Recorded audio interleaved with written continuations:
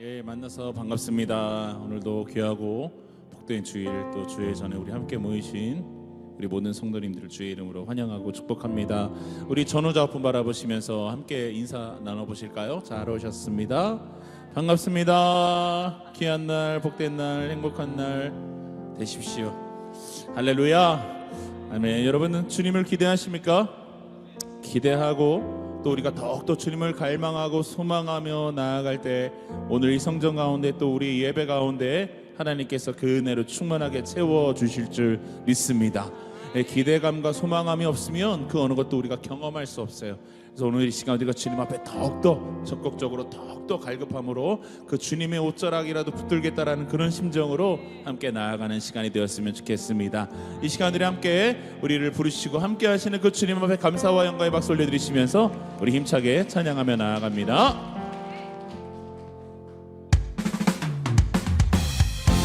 함께 박수 치면서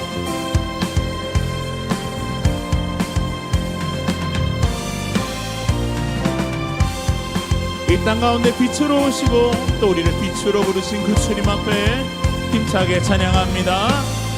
빛의 사자들이여 어서 가서 어둠을 물리치고 주의 진리 모르는 백성에게 복음의 빛 비춰라. 빛의 사자들이여 어서 가서 어둠을 물리치고 주의 진리 모르는 백성에게 복음의 빛 비춰라.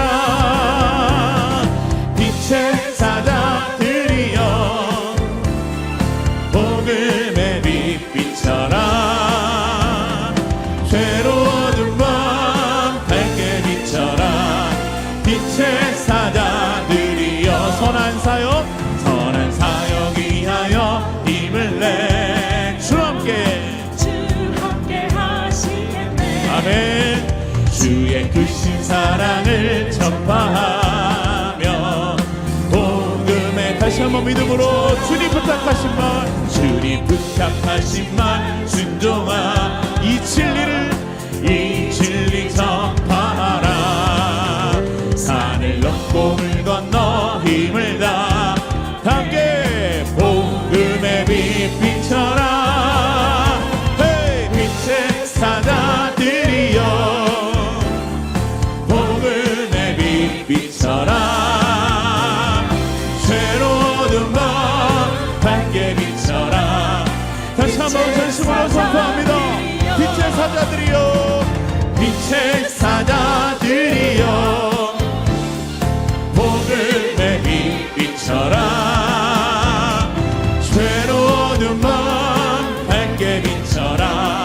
빛의 사자들이여. 아멘.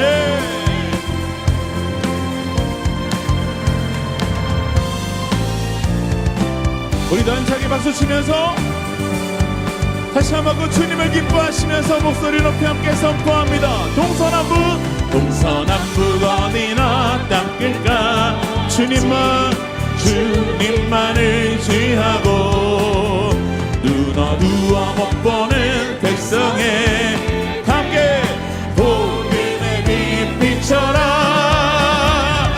빛의 사자들이여 복음의 빛 비춰라. 괴로운 밤 밝게 비춰라. 빛의 작은 여러분들의 목소리로 빛의 더 크게요. 복음의 빛 비춰라.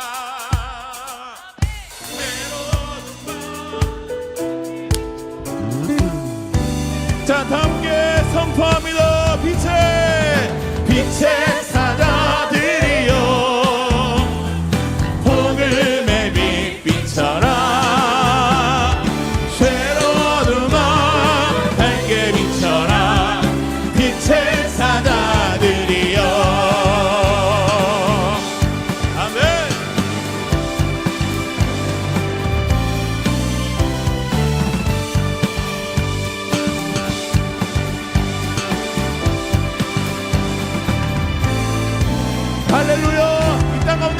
빛으로 오신 그 예수님 앞에 우리 감사와 영광의 박수 함께 올려드리겠습니다.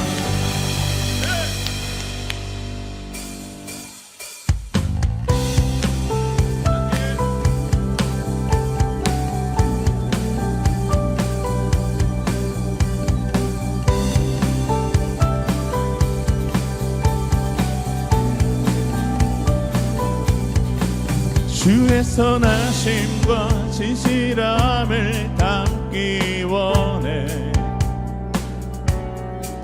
그의 빛으로 나갈 때 그 성품 닮아가네. 빛을 닮아갈 때 주가 주신 자유함으로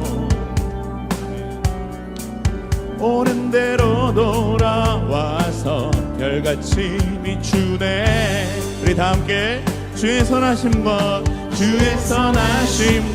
진실함을 담기 원해. 그의 빛으로 나갈 때 그 성품 닮아가네. 빛을 닮아갈 때 주가 주신 자유함으로 오는 대로 돌아와서 별같이 비추네. 자, 다 함께 빛으로 비추시네. 어둠이 드러나고 나는 숨은 어물에서 벗어나게 하시네. 빛으로 일어서네. 어둠이 밝혀지고 빛 대신 우리 주와 그 생명 길 가네. 힘차게 박수 치면서 여러분, 바로 우리가 주님의 빛인 줄 믿습니다. 아멘. 우리 더욱더 담대하게 함께 선포합니다. 주의 선하심과 진실함을 담기 원해. 그의 빛으로 나갈 때 그 성품 닮아가네. 아멘. 빛을 닮아갈 때 주가 주신 자유함으로 옳은 대로 돌아와서 별같이 비추네. 아멘. 함께 빛으로 비추시네. 어둠이 드러나고 나를 숨은 어물에서 벗어나게 하시네. 빛으로 일어서네. 어둠이 밝혀지고 빛 대신 우리 주와 그 생명 길 가네. 아멘. 예, 주님 그렇습니다. 오늘 이 시간 그 주의 빛으로 이곳을 비춰주시고 또 우리가 세상 가운데 나아가 그 주님의 빛을 비추는 하나님 이 시대 참된 그리스도인이 되겠습니다.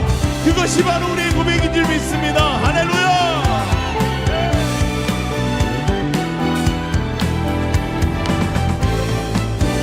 자, 그러한 믿음으로 이렇게 결단하며 찬양합니다. 영으로 내 영혼아 일어나 주의 빛 발하라. 주의 영광이 우리 위에 임하였네. 자, 다 함께 내 영혼아 일어나 주의 빛 발하라.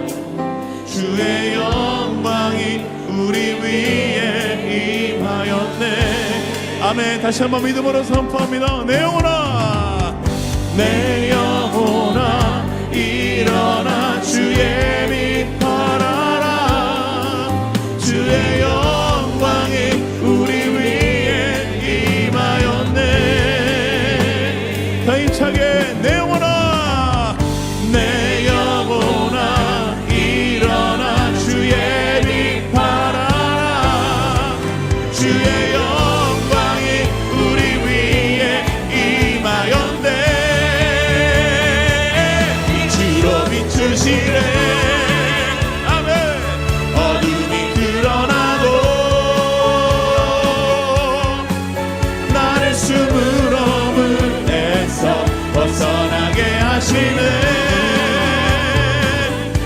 빛으로 일어서네.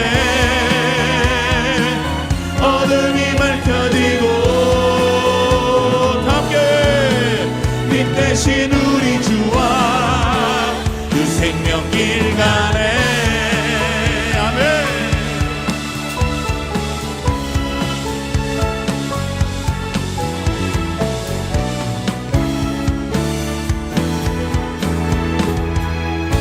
할렐루야. 진리로 비치신 그 주님을 찬양합니다. 이곳을 비추어 주시옵소서. 우리 심령을 비추어 주시옵소서. 할렐루야.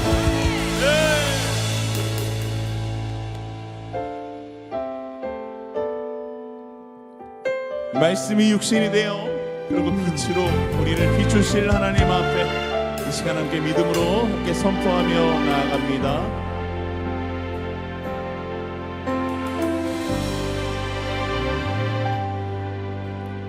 말씀 앞에서 경외함으로 주께 홀로 섭니다. 생명의 말씀 읽고 순종해 주를 예배합니다. 말씀 앞에서 경외함으로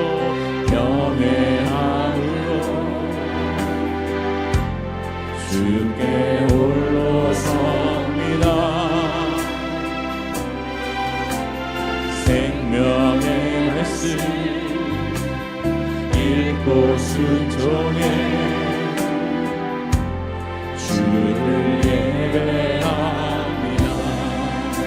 기록된 말씀은요, 기록된 말씀 힘이 있어서 진리로 우리 거룩해 하며 거룩한 말씀 세세 영원히 복음이 되어 말씀하시네. 하나님 말씀에 두려워 떠는 자, 그 말씀에 생명을 거는 자, 한 사람 찾으시는 주님의 약속을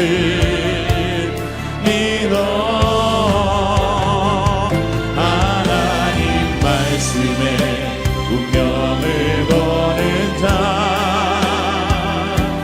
순종하며 주 따라가는 자, 영원한 하나님 나라 이뤄갈 주의 교회요.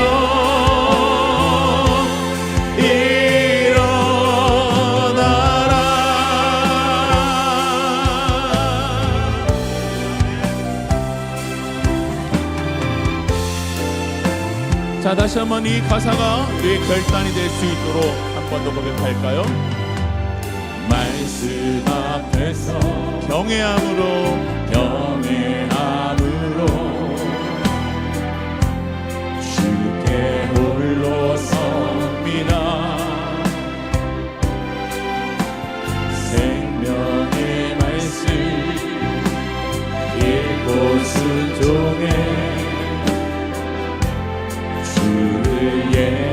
예배합니다. 기록된 말씀은 힘이 있습니다. 기록된 말씀 힘이 있어서 진리로 우리 거룩해 하며 거룩한 말씀 세세 영원히 복음이 되어 말씀하시네. 하나님 말씀에 두려워 두려워 떠는 자, 그 말씀에 생명을 거는 자, 한 사람 찾으시는 주님의 약속을 믿어 하나님 말씀에 운명을 거는 자, 순종하며 주 따라가는 자, 영원한 하나님 나라 이뤄갈 주의 교회요. 우리 다시 한번 두 손을 높이 들고 하나님 말씀에 두려워 떠는 자, 그 말씀에 생명을 거는 자, 한 사람 찾으시는 주님의 약속을 믿어 하나님 말씀에 운명을 거는 자, 순종하며 주 따라가는 자, 영원한 하나님 나라 이뤄갈 주의 교회요. 자, 우리 다 함께 주님 앞에 두 손을 높이 들고 다시 복음 앞에, 다시 복음 앞에 내 영혼 선에 주님 만난 그때 나 다시 돌아가 주님께 예배드리며 하신 십자가의 길, 함께 목소리 높여서 다시 복음 앞에 내 영혼 선에 주님 만난 그때 나 다시 돌아가 주님께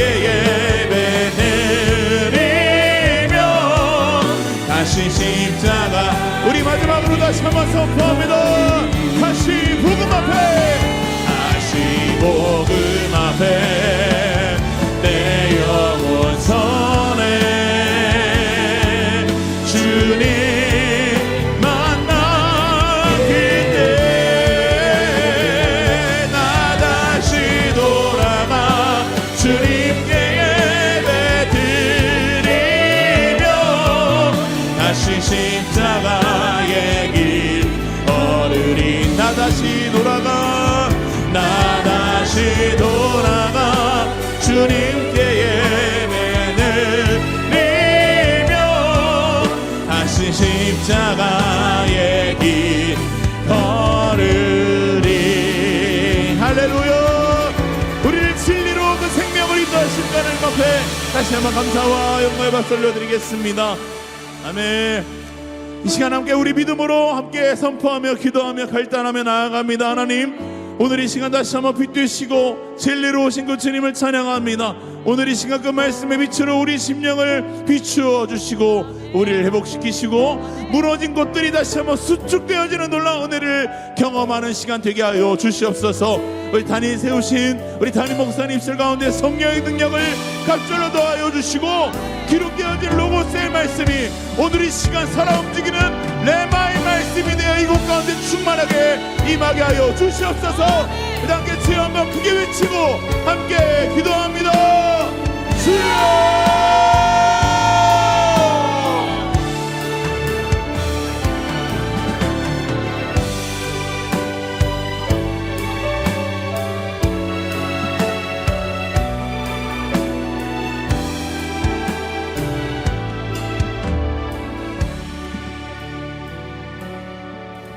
하나님, 오늘도 우리를 은혜의 자리로 불러주셨사오니 하나님, 우리가 온 맘 다해 주님을 사랑하며 주님을 경배하며 주님을 예배하며 나아갈 때에 이곳에 임재하여 주셔서 우리에게 한없는 은혜를 베풀어 주시는 그 주님의 놀라운 은혜와 축복을 경험하는 복된 예배 되게 하여 주시옵소서. 주님을 간절히 만나고자 하는 자들은 오늘 반드시 주님을 만나게 하여 주시고, 간절히 주님의 은혜를 사모하는 자들은 그 영혼의 만족함을 얻는 복된 예배 되게 하여 주옵소서. 오늘도 우리의 어두워진 영혼 가운데 말씀의 빛을 비춰주시고 생명의 빛을 비춰주시며 진리의 빛을 비춰 주옵소서. 오늘도 경건한 마음으로 주님의 말씀을 기대하며 나아가오니 그 말씀의 빛으로 우리를 인도하여 주심을 따라서 그 말씀이 우리의 믿음이 되고 그 믿음이 우리의 능력이 되어지는 복된 예배 되게 하여 주시옵소서. 오늘도 주님을 온전히 깨닫는 시간 되게 하여 주시고 우리에게 길을 보여주시는 그 주님의 음성을 듣는 복된 예배 되게 하여 주옵소서. 감사드리며 예수님의 이름으로 기도하옵나이다. 아멘. 오늘 본문의 내용은 예수님께서 예루살렘에 입성하시는 장면이에요.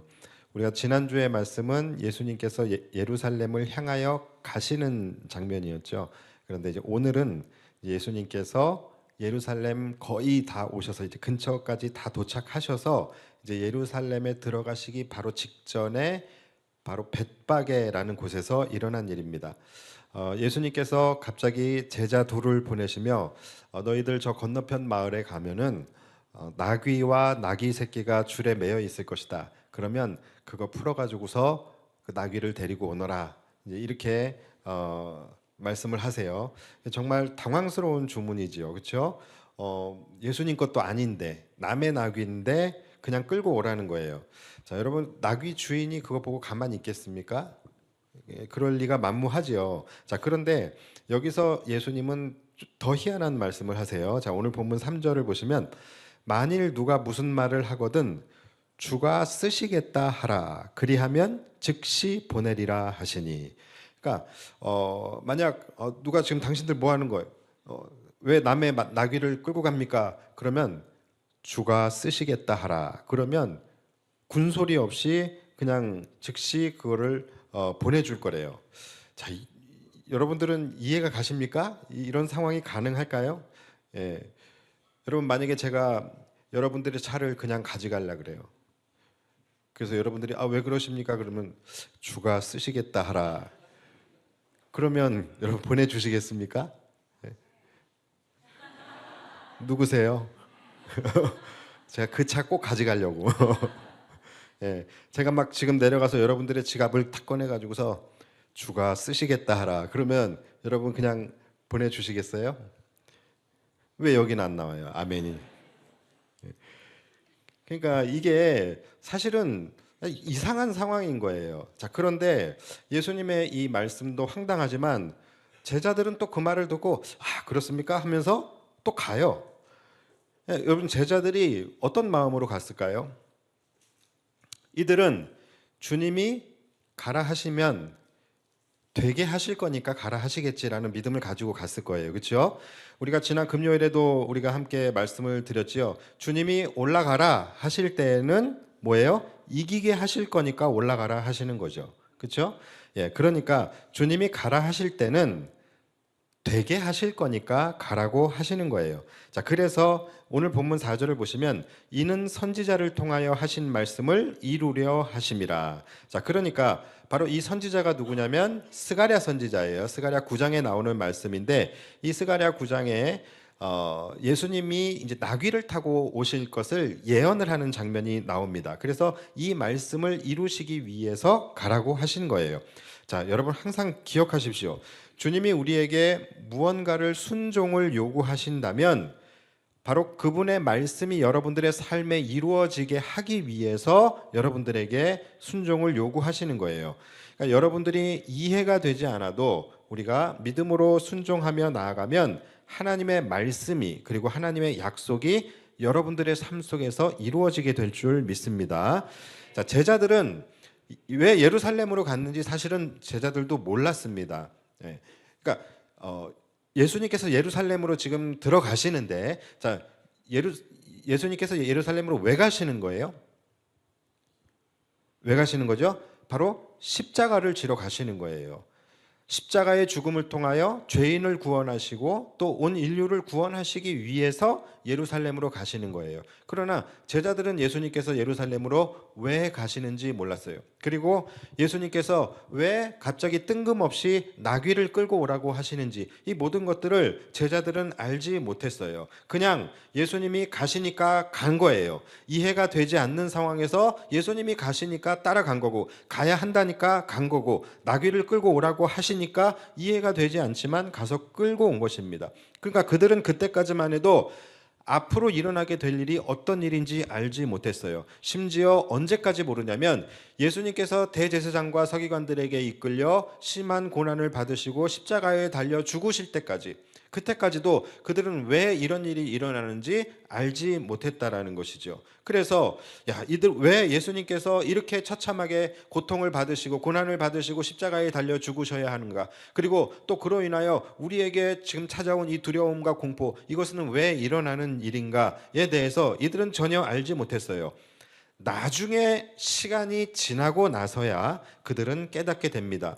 왜 예수님께서 예루살렘으로 가셨는지, 그리고 왜 나귀를 끌고 오라고 하셨는지, 왜 예수님께서 고난을 받으셔야만 했는지, 왜 예수님께서 십자가에 달려 죽으셔야만 했는지, 그것을 그들은 나중에서야 깨닫게 돼요. 그리고 그제서야 자신들이 비극이라고 생각했었던, 그리고 자신들이 고난이라고 생각했었던 그 모든 일들이 지나고 나니 하나님의 한량없는 은혜였었다라는 것을 그들은 깨닫게 됩니다. 여러분, 이것은 우리의 인생도 마찬가지예요. 우리는 살아가다 보면은 때로는 물음표가 생길 때가 많이 있어요. 왜 하나님께서 나에게 이런 일을 겪게 하시지? 왜 하나님께서 내 인생을 이렇게 이끌어 가시지? 또 뜬금없이 오늘같이 나귀를 끌고 오라고 하시는 것처럼 왜 주님께서 이렇게 내가 이해할 수 없는, 내가 납득할 수 없는 일들을 나에게 명하시는지 우리는 그때는 알지 못합니다. 그러함에도 불구하고 예수님이 가자고 하시니까 그냥 순종하며 따라가고, 예수님께서 끌고 오라고 하시니까 그냥 순종하며 끌고 왔던 제자들과 같이 우리도 다 이해가 되는 것은 아니지만 주님이 나를 인도하시는 대로 주님이 주신 삶의 상황들을 우리가 순종함으로 받아들이고 그것을 우리가 살아내다 보면 나중에는 알게 되고 깨닫게 될 것이다 라는 거예요. 왜 내게 이런 고난이 찾아왔는지, 그리고 왜 내가 그때 그 고난을 만났어야만 했는지, 그리고 왜 주님이 내 인생을 이렇게 이끌어 오셨는지, 이것을 깨닫게 되고 결국 그것이 나에게는 하나님의 한이 없는 은혜였구나라는 것을 깨닫게 되는 것이죠. 그때 그 일이 내게 반드시 일어났었어야 되는 일이었구나. 내가 그 험한 어두웠던 그 고난의 터널, 그것을 내가 꼭 지나왔었어야만 했었구나라는 것을 깨닫게 된다라는 거예요. 그리고 그것이 나를 구원하시기 위해서, 나를 건져주시고 나를 회복시켜 주시기 위한 하나님의 신묘막측한 섭리였다라는 것을 우리는 깨닫게 되는 것입니다. 그래서 여러분, 살아가면서 납득되지 않는 상황들 많이 만나실 거예요. 그런데 그런 상황들을 만난다 할지라도 주님께서 나를 그렇게 이끌어 가시면 여러분, 주님과 함께 걸어가시기 바랍니다.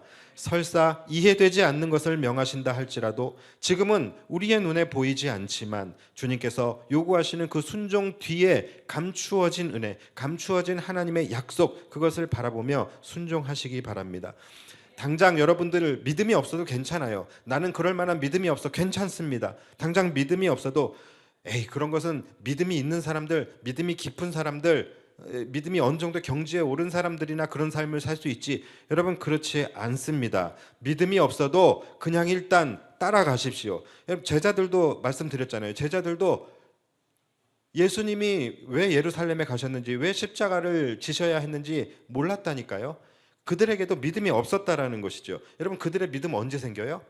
예수님 부활하시고 나중에 사도행전 가서야 이들이 그때 가서 진짜 믿음이 생기고 진짜 참된 제자가 된다라니까요.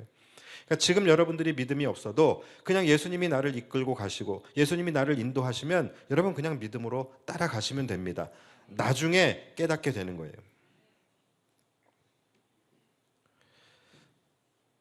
그런데 내가 이해되지 않는다고, 내가 납득되지 않는다고서 내가 그 길을 가기를 거부한다면 우리는 은혜의 기회조차 우리는 누리지 못하게 되는 거예요. 나는 아직 금찬기에 나가서 뜨겁게 기도할 만큼의 믿음이 없어. 이렇게 생각하시는 분들 생각보다 있습니다. 금찬기 한번 나와 봤는데 여기는 믿음의 고수들만 오는 곳이야. 여기 막 광신도처럼 막 기도하고 막 그래서 나는 아직 아직 믿음의 내공이 안 되는 것 같아. 좀 내가 영적으로 좀 성장하면 그때부터 금찬기 나갈 거야. 이렇게 생각하시는 분들도 이제 계셔요. 그런데 여러분 절대 그렇지 않습니다. 내 마음 가운데 뜨거움이 없고 예배에 대한 사모함이 없고 또 믿음이 없고 그래도요, 여러분 괜찮습니다. 우리는 주님이 부르시니까 가는 거예요. 내가 믿음이 있어서 가는 게 아니에요. 내가 막 뜨거움이 있고 사모함이 있어서 가는 게 아니라 주님이 부르시니까 그 부르심의 자리로 순종하며 나아가는 거예요. 그러다 보면은 언젠가는 그것이 내 믿음이 되고 뜨거움이 되고 언젠가는 내가 보이지 않던 것들이 보여지게 되고 깨닫지 못했던 것들을 깨닫게 되어지게 되는 것이죠. 그러면서 내가 그때 그 기도의 자리에 반드시 나갔어야 했구나. 내가 그 기도의 자리에 나아가지 않았으면 안 됐었다라는 것을 알게 되는 거예요. 기도의 자리가 내 인생에 얼마나 큰 동력이 되어지며 내 삶의 은혜와 축복에 굉장히 중요한 통로라는 것을 나중에는 깨닫게 된다라는 거예요. 자, 여러분 제자들이 이제 나귀를 예수님께 끌고 왔어요. 그러자 예수님께서 그 나귀를 타시고 이제 드디어 예루살렘으로 입성을 이제 하시게 됩니다. 자, 오늘 본문에 예수님께서 입성하시는 그 상황이 이제 잘 묘사가 되어 있는데, 자, 사람들이 어떻게 했습니까? 자신의 겉옷을 벗어서 그 나귀 위에 이렇게 올려서 안장을 만들고 또 다른 무리의 대다수는 그들의 겉옷을 다 벗어서 예수님께서 입성하시는 예루살렘에 입성하시는 그 바닥에 다 깔은 거예요. 그리고 종려나무 가지를 잘라 가지고서 바닥에 다 깔았어요. 자, 마치 뭐와 같아요? 한마디로 레드카펫을 깔은 거예요. 예수님이 가시는 길에 이것을 지려밟고 가시라고 레드카펫을 깔은 겁니다. 그리고 수많은 무리들은 앞에서 가고 뒤에서 따르며 뭐라고 외칩니까? 무리가 소리 높여 이르되 호산나 다윗의 자손이여 찬송하리로다. 주의 이름으로 오시는 이여 가장 높은 곳에서 호산나 하더라. 그들은 예수님을 큰 목소리로 환호하며 호산나 하며 예수님을 찬양했다라는 거예요. 자, 여러분 이 모습이 흡사 뭐와 같아요? 바로 왕의 대관식이, 그렇죠? 왕의 대관식. 이런 왕의 대관식이 어떤 모습입니까? 왕이 굉장히 멋있는 거대한 백마를 타고서 이제 나아가죠. 그러면 앞으로 뒤로 왕의 홍위병들이 굉장히 늠름한 모습으로 함께 행진을 이제 합니다. 그리고 또 이 왕의 군악대들이 굉장히 웅장한 팡파레를 울리고 또 수많은 이 대열의 이 퍼레이드가 이제 시작이 돼요. 이것이 이제 왕의 대관식의 모습이에요. 그렇죠? 자, 그런데 그에 반해서 만왕의 왕이신 예수님의 이 대관식, 이것은 좀 그냥 좀 그래요. 그렇죠? 일단은 예수님이 타고 계신 것부터 막 광이 나고 윤기가 좔좔 흐르는 그런 백마를 타신 게 아니라 아주 못생긴 나귀를 타고 이제 입성을 하십니다. 그리고 고급진 레드카펫 대신에 가난하고 초라하고 이 비참한 그 서민들의 백성들이 깔아놓은 누더기 옷들과 나뭇가지들 이런 것들을 밟고 지나가셔요. 화려한 반짝이와 폭죽 이러한 것들 대신에 그냥 초라하게 종려나무 가지를 흔들며 예수님을 환호하는 그냥 백성들. 그러니까 모든 것이 어설프고 어정쩡한 그런 모습으로 예루살렘에 입성하시는 예수님의 모습과 그 전체적인 행렬. 여러분 이거를 우리가 한번 좀 상상을 해보면 이 부끄러움은 누구의 몫인가 싶을 정도로 그 모습이 어찌 보면 굉장히 초라하고 또 우스꽝스러운 그러한 모습이었을 것 같아요. 자, 여러분 어쩌면 그리스도를 왕으로 모시며 따라가고 있는 우리의 모습이, 그리고 우리 성도들의 행렬이 세상 사람들의 눈에는 그렇게 초라하고 우스꽝스럽게 보여질 수 있습니다. 아니, 저는 오히려 그래야 한다라고 생각을 해요. 여러분, 그리스도인으로 살아간다라는 것은요, 생각보다 그렇게 화려하거나 낭만적이지 않습니다. 때로는 우리가 믿음의 길을 걸어간다라는 것, 그리스도인으로 살아간다라는 것은 아무도 동의해주지 않고 인정해주지 않는 길을 외롭게 걸어가는 길일 수도 있어요. 때로는 우리를 바라보며 우스꽝스러워하고 또 조롱하는 그런 사람들의 조롱을 받으며 그 길을 걸어가야 할 때도 있고, 때로는 이 백성들과 같이 정말로 하나 남은 겉옷까지도 주를 위하여 내어드리고 깔아드려야 할 때도 있어요. 여러분, 그 당시에 이 백성들에게 있어서 겉옷이라 함은 이것은 굉장히 그들에게 중요한 재산이었습니다. 심지어 출애굽기에 보면은 남의 옷을 저당 잡았을 때는 해가 지기 전에 반드시 돌려주어야 한다 그랬어요.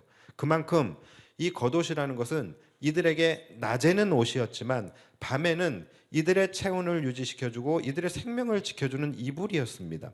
그러니까 이들은 겉옷이 없으면 얼어 죽을 수도 있는, 그럴 만큼 이 겉옷이라는 것은 그들에게 굉장히 중요한 소중한 존재예요. 그런데 그것을 주님 가시는 길을 영광스럽게 하기 위해서 이들이 다 깔아놓았다라는 거예요. 여러분, 그것이 그리스도인의 삶이고 성도의 길입니다. 나의 가장 귀한 것을 주님께서 들여밟고 가시도록 주님이 이루어 가시는 그 길을 영광스럽게 하기 위해서 나의 가장 소중한 것을 내어드리는 것, 바로 주를 위한 희생과 헌신의 삶, 여러분, 그것이 성도의 삶이에요. 그런데 오늘날 성도들의 모습은 많이 다르지요. 그렇죠? 오늘날 성도들의 모습은 어떻습니까? 오늘날 성도들의 삶, 정말로 예수를 따름으로써 원하는 삶, 그것은 그게 아니에요. 예수님을 위해서 나의 가장 소중한 것을 깔아주기보다는 예수님이 내가 가는 인생길에 레드카펫을 깔아주기를 원하죠. 예수님을 믿음으로써 내가 기대하는 것은 예수님이 백마에 타시는 것이 아니라 내가 내 인생이 백마를 타는 인생이 되기를 원해요. 내가 살아가는 인생의 앞길에 축복의 레드카펫이 깔리기를 원하고, 내 삶이 왕의 대관식처럼 화려하고 형통한 삶이 되기를 원하는, 그것이 성도의 삶이라고 생각하며 많은 사람들은 살아갑니다. 그러니까 이 신앙의 본질적인 삶과 내가 원하는 삶의 이 괴리감이 너무 크다 보니까 신앙이 혼돈스럽고 신앙이 흔들려버리고 무너져버리게 되는 거예요. 바로 오늘 예수님을 환호하던 군중들처럼 말이죠. 여러분, 오늘 이렇게 예수님이 예루살렘에 입성하실 때에 많은 사람들이 나와서 주님을 찬양하면서 호산나 다윗의 자손이요, 주의 이름으로 오시는 이요, 가장 높은 곳에서 호산나. 참 좋아요, 그렇죠? 보기 좋죠. 자, 그런데 여러분, 이렇게 환호했던 사람들의 외침은 불과 5일 만에 예수를 죽여라, 예수를 못 박으라는 분노의 외침으로 바뀌어지게 됩니다. 왜 이들의 환호는 분노로 바뀌어지게 된 것일까요? 도대체 이들이 깔아줬던 옷은 뭔데요? 이들이 흔들었던 그 종려나무 가지는 도대체 뭐냐라는 거예요. 이들의 마음은 왜 바뀌게 된 것일까요? 그것도 불과 5일 만에. 자, 여러분, 이들의 마음은요, 바뀐 것이 아니에요. 원래 이들의 본심이 이거였어요. 그러니까 이들은 착각을 하고 있었던 거예요. 이들이 종려나무 가지를 흔들며 열렬히 환영했었던 그 예수님은 어떤 예수님이었냐면, 이들의 영혼의 문제를 해결해 주시는 메시아, 이들의 죄와 사망의 문제로부터 해방시켜 주시는 메시아가 아니었어요. 이들이 환호했던 예수님은 어떤 예수님이었냐면, 지금 당장 자신들을 로마의 압제로부터 구원시켜 줄 메시아, 당장 이 로마의 압제로부터 해방시켜 줄 메시아, 이 지긋지긋한 이 가난과 고통으로부터 해방시켜줄 메시아로서의 예수님을 그들은 환호했었던 것입니다. 그러니까 그들은 예수님 자체를 왕으로 모셨던 것이 아니라 예수님이 주시는 것을 기대하며 예수님을 환영했던 거예요. 그러니까 여러분, 그들이 깔았던 안장, 그들이 펼쳤던 겉옷, 그들이 흔들었던 종려나무, 이 모든 것들은요, 예수님을 위한 희생도 아니었고 헌신도 아니었고 예수님을 향한 존경과 사랑의 의미도 아닌 그냥 그들의 야망 그 이상 그 이하도 아니었던 것이죠. 그러니까 이들은 예수님께서 입성하신 이후에 이제 곧 예수님께서 멋지게 로마 제국을 무너뜨리시고 이제 새로운 왕국을 세우셔서 이제 예수님께서 왕으로 이제 올라가시겠다라는 것을 이들은 기대하며 하루 이틀을 기다렸습니다. 그런데 아무 일도 일어나지 않아요. 뭔가 예수님의 강한 능력으로 어떤 일을 하실 것 같았는데 가만히 보니까 예수님이 아무 힘이 없어요. 아무 능력이 없어요. 그리고 아무 저항도 없이 로마 군인도 아니라 성전 경비병에게 그렇게 힘없이 끌려가시는 예수님의 모습을 보면서 이들이 멘붕이 온 거예요. 내가 지금까지 뭐 한 건가? 내가 깔았던 옷은 무언가? 내가 흔들었던 나뭇가지는 뭐였는가? 그러니까 지금 우리와 똑같은 이 질문을 이들은 지금 자신들에게 하고 있는 겁니다. 내가 뭐 때문에 내 소중한 옷을 깔아줬는데. 그러면서 이들 안에서 예수님에 대한 아주 극한 배신감과 분노가 솟구쳐 오르게 된 거예요. 자, 그런데 여러분, 이들이 지금 바로 이 포인트에서 화가 났다라는 것은 무슨 말입니까? 이들이 그것 때문에 예수님을 따랐다라는 얘기예요. 그것 때문에 예수님을 환호했다라는 얘기예요. 그것 때문에 이들은 옷을 깔았던 것이고 그것 때문에 이들은 나뭇가지를 흔들며 예수님을 환영했었던 거예요. 그러니까 지금 화가 나고 있는 거예요. 자, 내가 왜 소중한 겉옷까지 펼쳐가면서 내가 예수님을 환영했는데, 내가 왜 저 나뭇가지까지 흔들어대면서 내가 예수님을 환영했는데 이럴 수가 있냐라는 것이죠. 그런데 여러분, 우리도 이게 마찬가지거든요.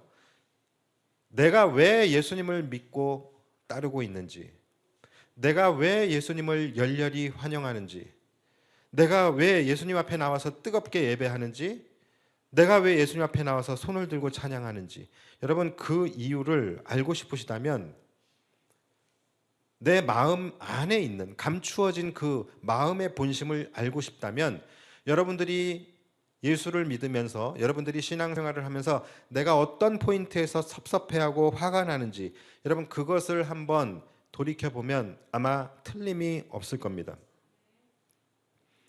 내가 교회에서 인정받지 못할 때 내가 섭섭하고 화가 난다라고 한다면 그분은 어쩌면 인정받기 위해서 예수를 믿는 것일 수 있어요. 내가 이렇게나 힘든데 교회에서 위로를 안 해줘서 내가 화가 나고 섭섭하다면 어쩌면 그분은 위로를 받기 위해서 예수를 믿는 것일 수 있습니다. 내가 이렇게 열심히 교회를 다니고 이렇게 열심히 헌신하는데 일이 잘 풀리지 않아서 내가 화가 나고 섭섭함이 생긴다면 어쩌면 그분은 자신의 정욕을 위해서 예수를 믿는 것일 수 있다라는 거예요. 한 여인이 예수의 발 앞에 향유 옥합을 깨뜨렸는데 왜 상관도 없는 가룟 유다가 화가 납니까? 그 이유는 뭐예요? 가룟 유다가 그 포인트에서 화가 났다라는 것은 가룟 유다가 예수님을 쫓는 이유는 돈 때문이라는 거예요. 그래서 결국 가룟 유다는 돈 때문에 예수님을 팔아넘기게 되죠. 여러분이 예수를 믿으면서 마음 가운데 섭섭함이 밀려오고 때로는 내가 계속 예수를 믿어야 하나? 내가 계속 기도의 자리에 나아가야 하나? 내가 이 교회를 계속 다녀야 하나?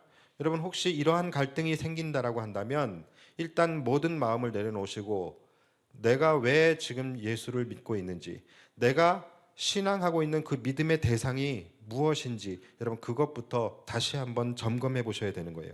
어쩌면 여러분이 예수를 믿는 이유가 예수님 자체가 아닌 다른 것 때문일 수 있는 것입니다. 어쩌면 오늘은 우리가 정말로 거룩하고 신실한 모습으로 우리가 손을 높이 들고 호산나를 부르며 주님을 찬양하고 예배하지만 그 손이 언젠가는 주님을 십자가에 못 박는 손이 될 수도 있다라는 것이죠. 오늘 이들은 바로 그 손이 5일 만에 바뀌어 버렸어요. 오늘 말씀의 제목이 그리 아니하실지라도입니다. 여러분, 오늘 주님을 높이며 찬양하는 여러분들의 그 입술이 그리 아니하실지라도 끝까지 주님을 신뢰하며 호산나를 외치며 주님을 찬양하는 입술이 되기를 주님의 이름으로 축복합니다. 오늘 주님을 찬양하며 높이 들었던 여러분들의 그 손이 그리 아니하실지라도 여호와로 인하여 즐거워하며 구원의 하나님으로 인하여 기뻐하는 손이 되기를 주님의 이름으로 축원합니다. 이들은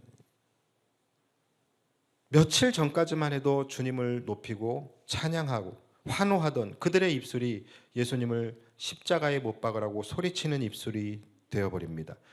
종려나무 가지를 흔들며 환호하던 그들의 손은 십자가를 지고 힘겹게 골고다를 오르시는 예수님을 바라보면서 손가락질하고 조롱하는 손이 되어버리게 돼요.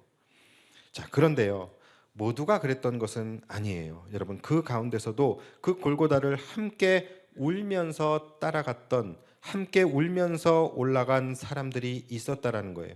모든 사람들이 분노할 때 분노하지 않고, 모든 사람들이 예수님에 대하여 실망할 때 실망하지 않고, 끝까지 주님을 사랑하는 마음으로 예수님의 고통에 함께 참여하면서 울면서 십자가의 그 길을 함께 걸어갔던 사람들도 그들 중에는 있었다라는 거예요.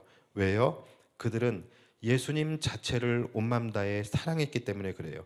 그들이 예수님을 따랐던 이유는 다른 이유 때문이 아니라 바로 예수님 그 자체였기 때문입니다.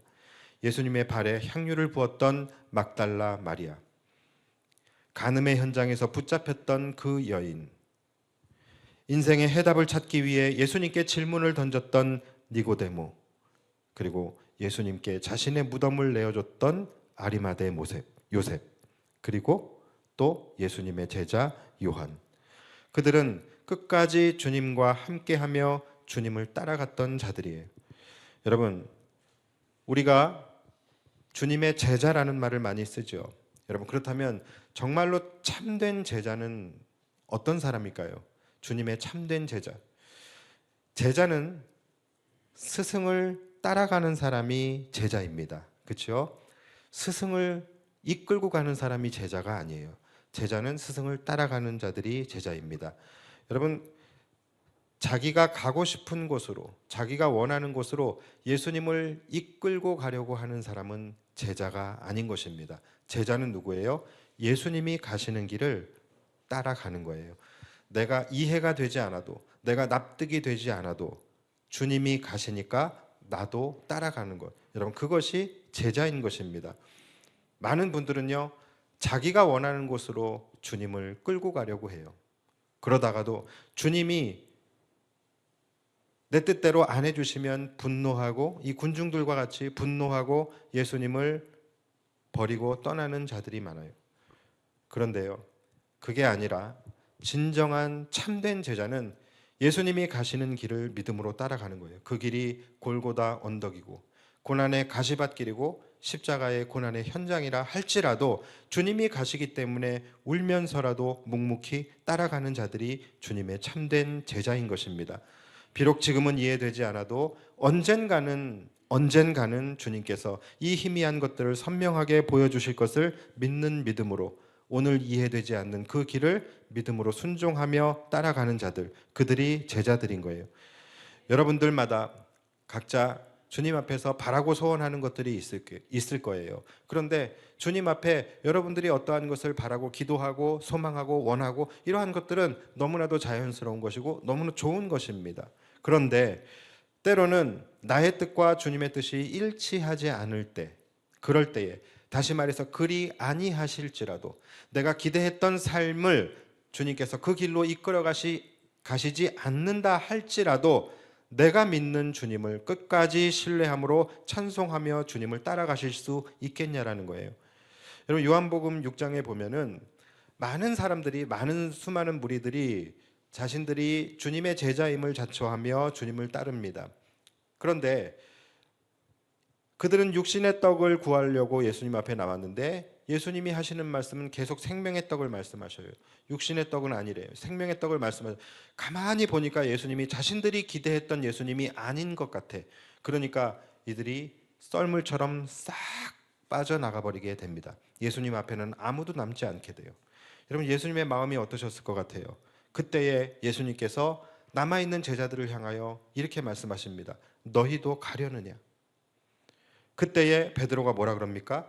영생의 말씀이 여기 계신데 우리가 누구에게로 가오리이까? 우리는 주가 하나님의 거룩한 자임을 믿고 알았사옵나이다. 자, 이렇게 고백을 해요. 여러분, 이 고백이 저와 여러분들의 고백이 되기를 원합니다. 물론 주님이 내 삶에 우리가 기대했던 삶을 열어주시고 내가 원했던 은혜를 베풀어 주시고 그러면 더할 나위 없이 감사한 일이겠죠. 그러나 그리 아니하실지라도 끝까지 주님을 온 맘 다해 사랑하며 주님을 따르실 수 있는 저와 여러분들이 되기를 주님의 이름으로 축복합니다. 설사 주님이 아골 골짝 빈들로 죽음의 골짜기로 우리를 인도하실지라도 변하지 않는 것은 주님이 나의 아버지가 되시고 나의 구원자가 되신다라는 거예요. 여러분, 변하는 상황에 따라서 주님을 취사 선택하는 그런 제자가 아니라 어떤 상황에서든지 끝까지 주님을 온 맘 다해 사랑하며 주님 가시는 그 길을 함께 따라갈 수 있는 신실한 주님의 제자가 되시기를 주님의 이름으로 축복합니다.